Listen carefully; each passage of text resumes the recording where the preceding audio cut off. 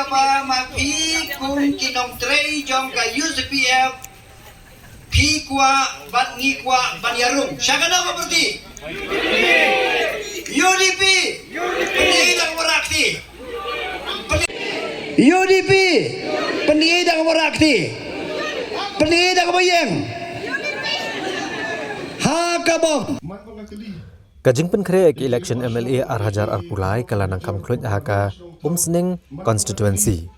Haga balasaki kajing sedang ban penibor daki kertong ke betu ban aireng hakan ek election. Bat mentah kekenti lami sakis pangut kinong kit kam rengkat bat kinong kersan ke Umsning constituency People's Forum UCPF.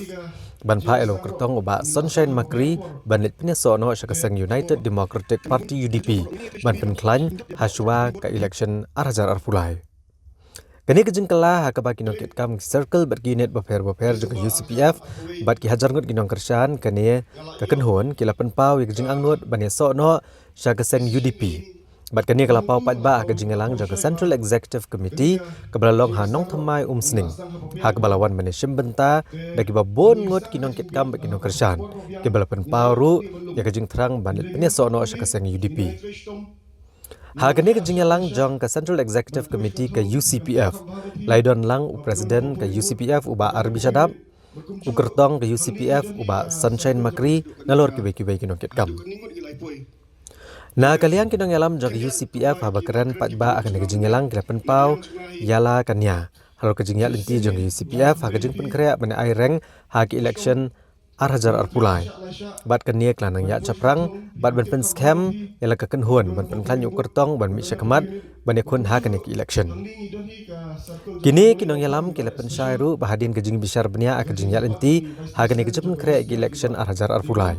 Kinong yalam bat kinong kersan ke UCPF kila pai kemat ban don lang no keseng UDP. Hagaba kilong bagade ka way ni giseng reuluam ke balarem bat ke bapau ke jela Meghalaya.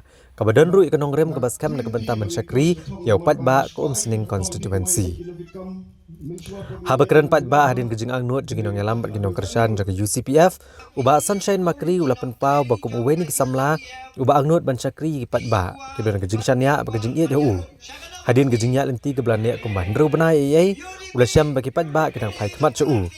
Kumta ula rai ban aireng hakan ke election ke Banwan. Bat un hab ban sengap bat ko agu kejing angnut jong ki pat ba kibla penpau bu hab ban penesok no syakaseng UDP.